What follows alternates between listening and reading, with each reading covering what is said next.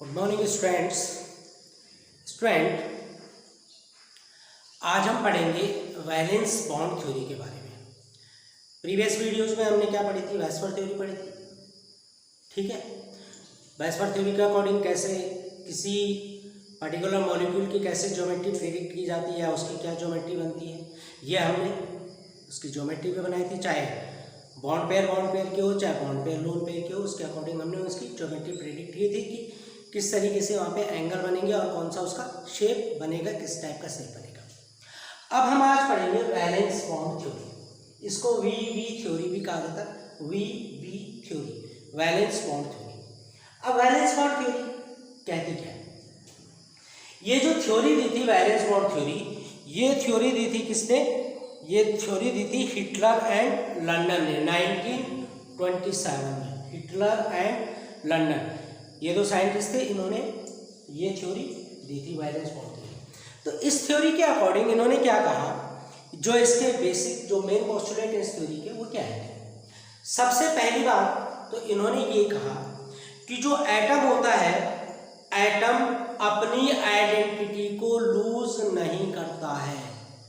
यानी कि अगर बॉन्ड फॉर्मेशन हो रही है तो किसी भी बॉन्ड फॉर्मेशन में यानी जब मॉलिक्यूल बन रहे हैं, एटम आपस में कंबाइन हो रहे हैं और उनके कॉम्बिनेशन से जब एटम बन रहा है, मॉलिक्यूल बन रहा है, तो उस मॉलिक्यूल के अंदर वो जो एटम्स हैं जो कंबाइन हो रहे हैं वो अपनी आइडेंटिटी को लूज नहीं करते। ये सबसे मेन इंपॉर्टेंट पॉइंट इसका क्या, कि कॉम्बिनेशन में, केमिकल कॉम्बिनेशन में इलेक्ट्रॉन अपनी पर्टिकुलर आइडेंटिटी को लूज नहीं करते हैं। दूसरी चीज, आइडेंटिटी लूज कौन करता है? जो आउटर मोस्ट सेल के इलेक्ट्रॉन होते हैं, जो वैलेंस सेल होते हैं। आउटर मोस्ट सेल को क्या कहा जाता है? वैलेंस सेल कहा जाता है। और आउटर मोस्ट सेल के ही इलेक्ट्रॉन क्या करते हैं? बॉन्डिंग में पार्टिसिपेट करते हैं। उसी के जो इलेक्ट्रॉन है वो क्या करते हैं? आपस में शेयरिंग कर रहे हैं या ट्रांसफर कर रहे हैं इलेक्ट्रॉन का। तो बॉन्ड फॉर्मेशन किसकी होती है? आउटर मोस्ट जो वैलेंस सेल है, वैलेंस सेल के इलेक्ट्रॉन से क्या होती है? बॉन्डिंग होती है। तो जो आउटर मोस्ट सेल के इलेक्ट्रॉन है एटम में, वो तो अपनी आइडेंटिटी को लूज करते थे क्योंकि बॉन्ड फॉर्मेशन करे। तो जो बॉन्ड फॉर्मेशन करता है जो इलेक्ट्रॉन, वो अपनी आइडेंटिटी को लूज करते थे। लेकिन उसके अंदर जो इनर सेल में जो इलेक्ट्रॉन है, वो इलेक्ट्रॉन अपनी आइडेंटिटी को लूज नहीं करते हैं।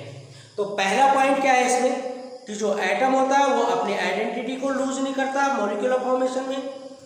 और दूसरी बात क्या है कि जो बॉन्डेड इलेक्ट्रॉन होते हैं, यानी जो आउटरमोस्ट सेल के इलेक्ट्रॉन होते हैं, आउटरमोस्ट सेल के इलेक्ट्रॉन क्या करते हैं?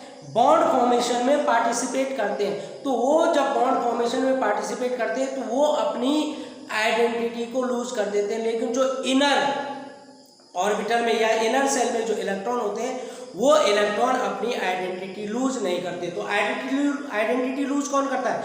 आइडेंटिटी लूज केवल वैलेंस इलेक्ट्रॉन करता है, बाकी और नहीं करते। तीसरा पॉइंट आता है इसमें कि जब बॉन्ड फॉर्म होता है तो वहां पे क्या है कि एक इंट्रैक्शन फोर्स लगता है। जब बॉन्ड फॉर्मेशन होती है तो जो एटम बॉन्ड फॉर्म कर रहे हैं उनके बीच में एक फोर्स ऑफ इंट्रैक्शन लगता है, जिससे कि वो एटम एक दूसरे के क्या होते हैं? क्लोज आ जाते हैं। वो एक दूसरे के क्या होते हैं? पास आ जाते हैं। और जब पास आते हैं तो तब इलेक्ट्रॉन में क्या होती है? आपस में शेयरिंग, या आपस में क्या होती है? या तो शेयरिंग हो जाए या फिर वो क्या करे, या अपना इलेक्ट्रॉन लूज कर। तो जब बॉन्ड फॉर्मेशन होती है तो जो मॉलिक्यूल्स हैं, यानी जो एटम है, एटम क्लोजली पैक्ड होते हैं। और जब वो क्लोजली पैक्ड होते हैं तो उसके बाद क्लोजली पैक्ड होने के बाद जो आउटरमोस्ट सेल के इलेक्ट्रॉन है, आउटरमोस्ट सेल के इलेक्ट्रॉन क्या करते हैं? फिर शेयरिंग या इलेक्ट्रॉन ट्रांसफर करते हैं। तो बॉन्ड फॉर्मेशन उनमें होती है। ठीक है, अगला लास्ट पॉइंट इसमें आता है कि जब बॉन्ड फॉर्मेशन होती है तो बॉन्ड फॉर्मेशन होने में क्या है कि एनर्जी डिक्रीज होती है। यानी कि ये एटम जितनी लार्ज अमाउंट में एनर्जी रिलीज करेगा, एटम जितनी लार्ज अमाउंट में एनर्जी रिलीज करेगा उतना ही उसमें स्ट्रॉन्ग बॉन्ड बनेगा। तो इसका मतलब क्या है कि जो जितनी लार्ज अमाउंट में एनर्जी रिलीज करता है वहां पे मॉलिक्यूल के बीच में उतना ही क्या बनता है, स्ट्रॉन्ग बॉन्ड बनता है, और उस मॉलिक्यूल की स्टेबिलिटी उतनी ही ज्यादा क्या होती है, इंक्रीज होती है। यानी जो जितनी ज्यादा एनर्जी को क्या करेगा, जो जितनी ज्यादा एनर्जी लॉस करेगा उनके बीच में बॉन्ड फॉर्मेशन उतनी स्ट्रांग होगी और उसकी स्टेबिलिटी क्या होगी, उतनी ही ज्यादा होगी। तो ये 4 मेन पॉइंट है। पहला पॉइंट क्या है कि जो एटम होता है वो किसी भी केमिकल कॉम्बिनेशन में कोई पार्टिसिपेट नहीं करता, ठीक है। एटम सॉरी जो एटम होता है, एटम क्या है, केमिकल कॉम्बिनेशन में तो पार्टिसिपेट करता है लेकिन वो अपनी आइडेंटिटी लूज नहीं करता। आइडेंटिटी लूज कौन करते हैं, जो ऑटोमोस्ट से, दूसरा पॉइंट है आइडेंटिटी लूज कौन करते हैं, जो वैलेंस सेल इलेक्ट्रॉन होते हैं यानी ऑटोमोस्ट सेल के इलेक्ट्रॉन होते हैं, जो कि आपस में क्या करते हैं, शेयरिंग या ट्रांसफर ऑफ इलेक्ट्रॉन करते हैं।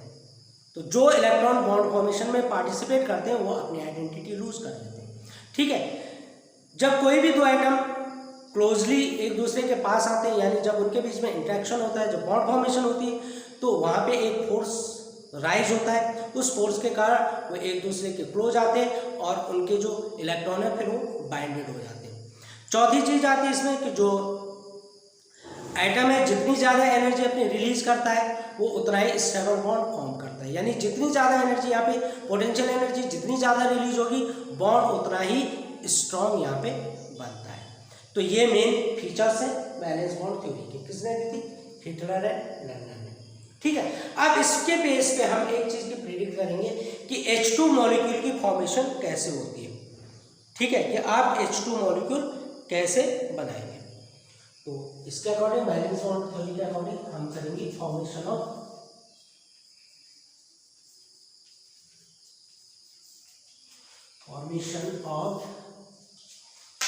H2 molecule.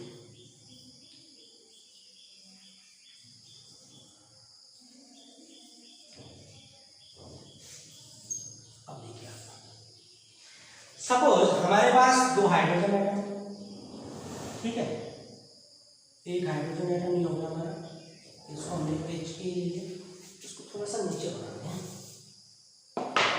ये हाइड्रोजन एटम है हमारा, इसको ले लिया हमने H, ठीक है। और हाइड्रोजन के पास एक क्या होता है, प्रोटॉन होता है, एक इलेक्ट्रॉन होता है, ये इसके ऑटोमोस्ट सेल का हमने इलेक्ट्रॉन ले लिया, इसको हमने ले लिया E, electron of A hydrogen.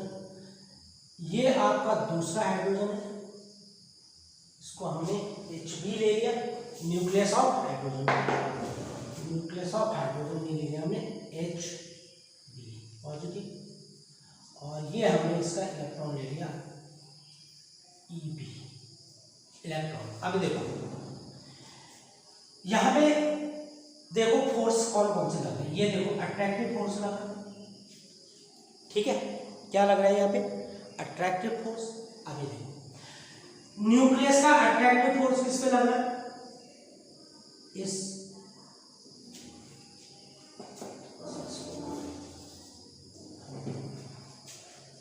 ऐसे ले लेते हैं, ये देखो अट्रैक्टिव फोर्स न्यूक्लियस का इस इलेक्ट्रॉन पे लग रहा है हाइड्रोजन के, और यही इलेक्ट्रॉन क्या कर रहा है, इस पे भी क्या लगा था, अट्रैक्टिव, यानी यहाँ पे एक हाइड्रोजन के न्यूक्लियस और इलेक्ट्रॉन में एक अट्रैक्टिव फोर्स लगा, सेम एज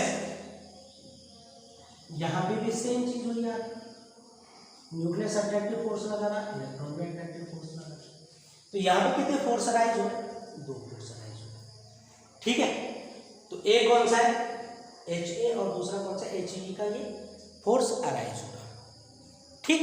दूसरी चीज क्या है कि यहाँ पे अब देखो ये तो आपके ओल्ड फोर्स हो गए, क्या है, ओल्ड फोर्स। अब देखो यहाँ पे एक चीज और देख लो ओल्ड में, ये देखो ये एक दूसरे को क्या कर रहे हैं, रिपेल भी कर रहे हैं, ठीक है, ये एक दूसरे को क्या करेंगे, रिपेल भी करेंगे, सेम एज ये भी एक दूसरे को रिपेल करेंगे, ठीक है, ये भी क्या करेंगे एक दूसरे को, बल्कि इसको ना हम यहीं पे ले लें ना, चारों को एक साथ भी ले लेते हैं, ये रिपल्शन, ये रिपल्शन, ये शो करवाइए, इसको भी, इसको भी। ठीक, तो टोटल नंबर ऑफ फोर्स कितने हो गए यहाँ पे? 2 अट्रैक्टिव और 2 रिपल्सिव फोर्स। क्लियर? ये ओल्ड फोर्स है, ओल्ड फोर्स। अब देखो यहाँ पे एक हम और, अब न्यू फोर्स देखो, H A, E A, H B, E B. ठीक है, अब यहां पे क्या है देखो, ये तो आपका ओल्ड फोर्स सही है। अब हाइड्रोजन, ये जो पहला हाइड्रोजन है, पहले हाइड्रोजन का जो न्यूक्लियस है वो इस दूसरे हाइड्रोजन के इलेक्ट्रॉन को अपनी तरफ अट्रैक्ट कर रहा है। देखो यहाँ पे क्या बना है? अट्रैक्शन फोर्स बना। सेम एज यहाँ पे भी क्या करेगा, जो दूसरा हाइड्रोजन है एच बी, ये पहले हाइड्रोजन के इलेक्ट्रॉन को क्या करेगा? अट्रैक्ट करेगा। हो गया? सेम एज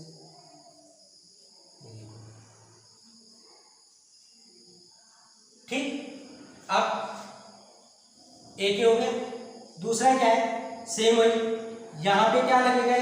रिपल्शन फोर्स लगेगा, और यहां पे भी क्या लगेगा? Repulsion force. रिपल्शन फोर्स तो आपका एज इट इज आएगा। ये देखो, तो ये कौन से फोर्स बन रहे हैं? ये फोर्स।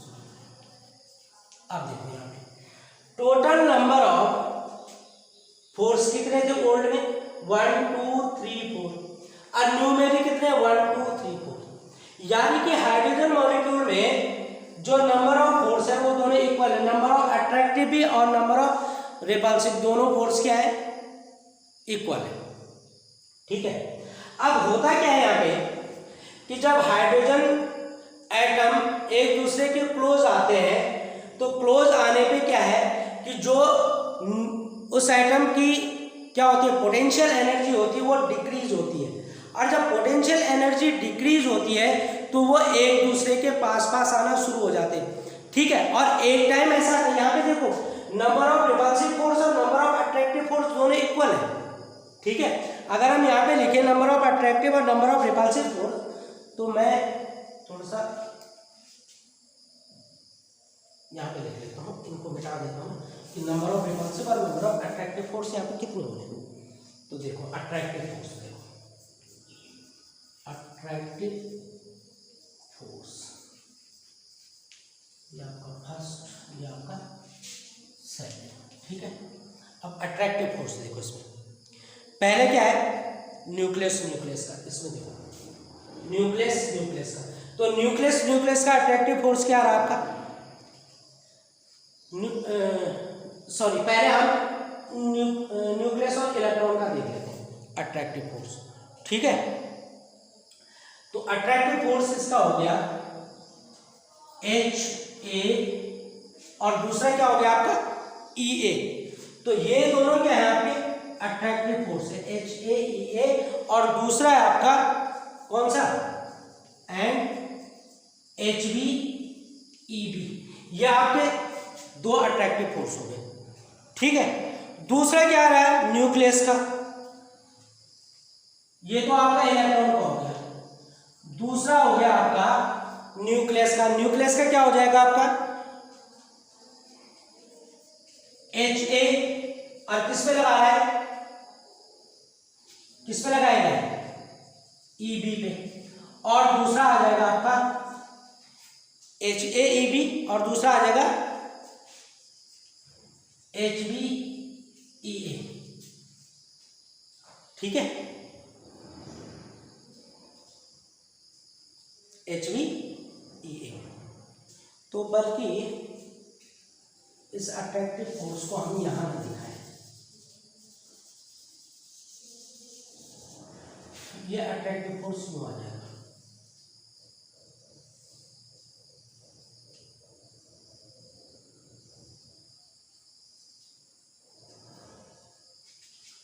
और यहां पे आ जाएगा repulsive force.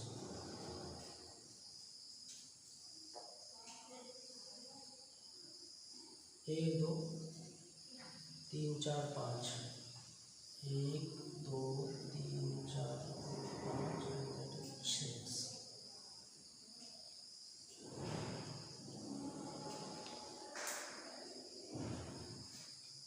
HAEB and HBEA ये आपके अट्रैक्टिव फोर्स हो गए फर्स्ट के। रिपल्सिव फोर्स आ गया आपके, रिपल्सिव फोर्स।